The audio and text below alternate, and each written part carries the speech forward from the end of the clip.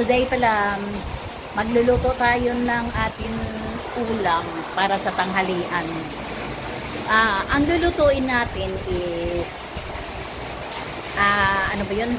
Munggo with chicken.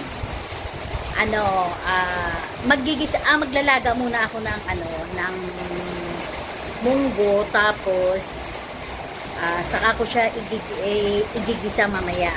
Ngayon ipapakita ko sa inyo guys ang aking ginagawa, ha. Ititingnan niyo ang Ayan pala guys, ayan siya, pinapakuluan ko muna siya ng yung munggo. Aray. Ang munggo, ayan, nagpapakulo muna ako ng munggo. Tapos mamaya kapag na siya, bubuka na siya, saka ko siya igigisa. Ayan.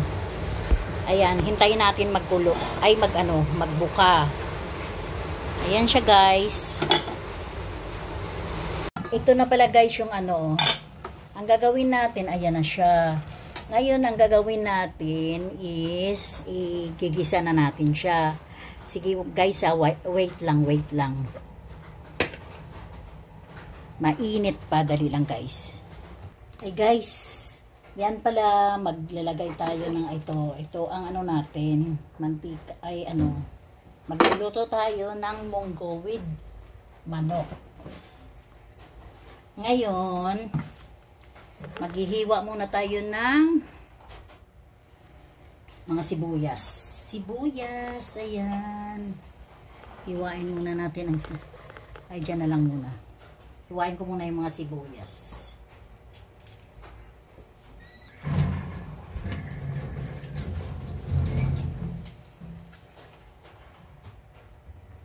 Hello guys, ayan, magsisimula na tayo ng luto.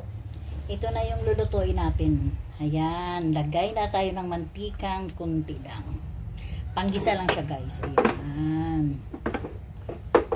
Sa non-stick pan natin.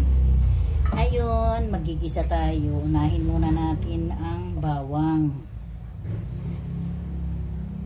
Ayan, sibuyas pala, sibuyas. Yan, para hindi masunog ang bawang, unahin. Tapos pangalawa, ang bawang.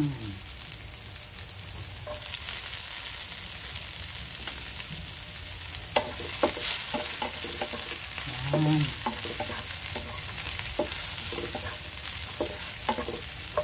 Tapos kamatis.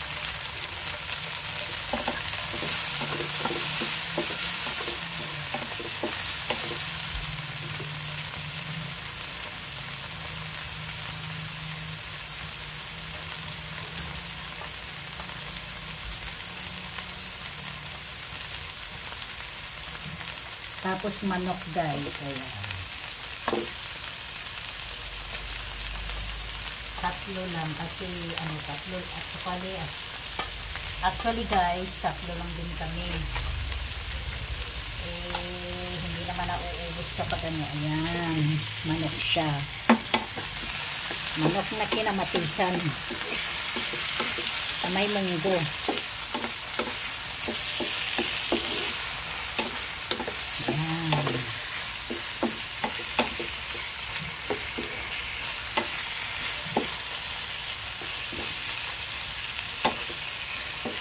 Hindi naman kasi guys maubos ang yung ulam namin kapag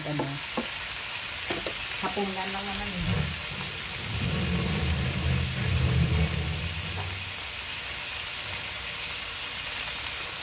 Yan guys. Actually hiniwa-hiwa ko na lang pala guys, may sobrang lalaki. Yan.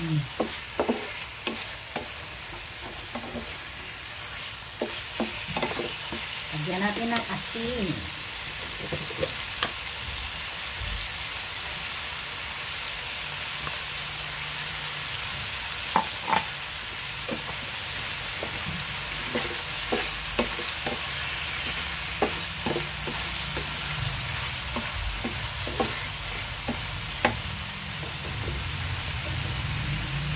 At saka magic sarap. para pangpalasa.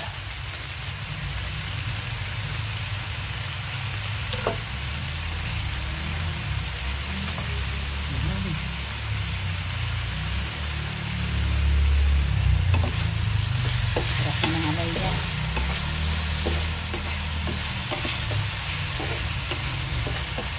Tapos, ilagay natin yung, ito guys, munggo. Ayan. Ayan, munggo. Ayan siya. Lalagay na natin. Para mag-espiso sa habang naglalaga tayo ng manok.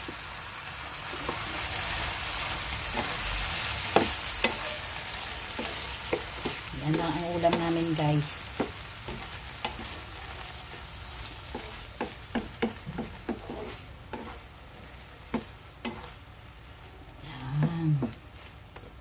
Habang ginigisa siya para magkaroon ng dagdagan natin ng asin kasi konti lang.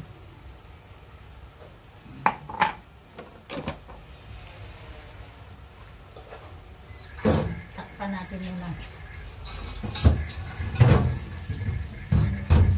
Basan muna natin ang pangkakit.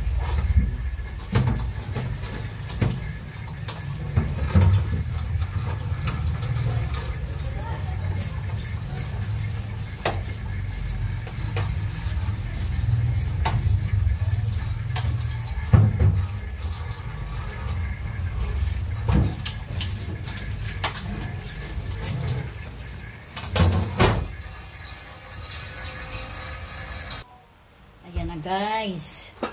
Ayan, tingnan mo.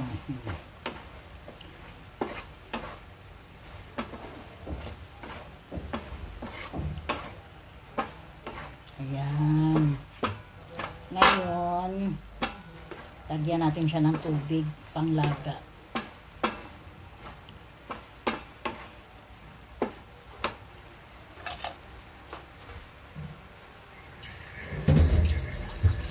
Habang ginalaga.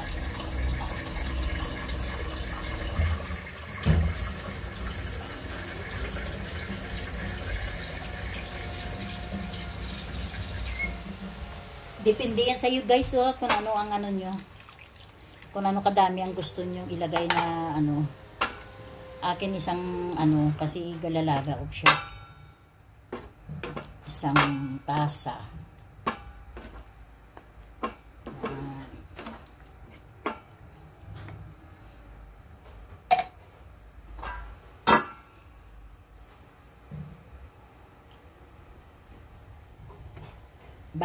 At saka guys, balikan natin yung ating niluluto maya-maya pa kasi nilalaga ko pa siya.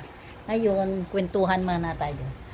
Yun guys, pagkatapos nun, hindi ba yung ang nilagay ko, munggo at saka manok. Pero actually, dadagdagan ko siya ng dahon-dahon mamaya. Pero wala pa, hindi pa namin nabili. Parating pa lang, kung wala man ng dahon-dahon, yun na lang siya. Pero titignan natin guys kapag pag dumating yung asawa ko para kasi tinatamad ako umalis, gawa nga maulan. Tinatamad ako lumabas. Alam mo naman kapag araw-araw labas, syempre kailangan dito na naman tayo sa loob ng bahay para araw ng linggo, yan ang sinasabi na magpahinga, maglaba-laba, maglinis-linis, yun lang yun guys. Pero i-update na kayo mamaya sa niluluto ko ha. Yan pala guys, ayan na, na siya, lagyan pala natin siya ng sili, ayan, para tanggal lang ayan na siya guys. Ayan, hintayin na lang natin kung may gulay yung ating asawa. Kung wala, is okay na to na ulam. Basta ito na siya, ang finished product niya. Tikman ko muna. Masarap na guys. Kahit walang gulay, pwede na siya ulamin. Kasi nag-espiso na yung munggo, yung durog-durog na sa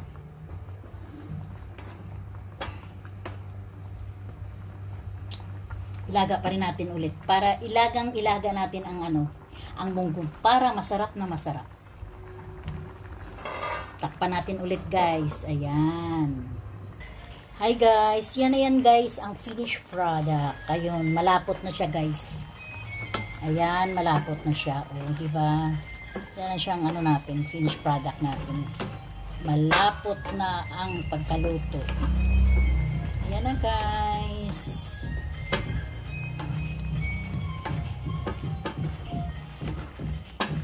Ayan.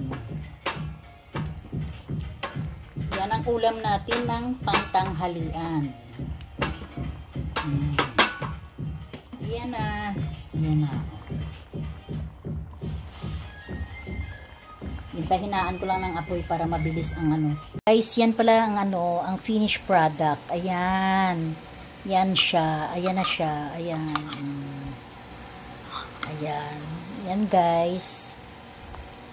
Diba? Hindi ko na nilagyan ng dahon-dahon para para makakain na rin ako. Yan guys. Thanks for watching. Thanks for watching.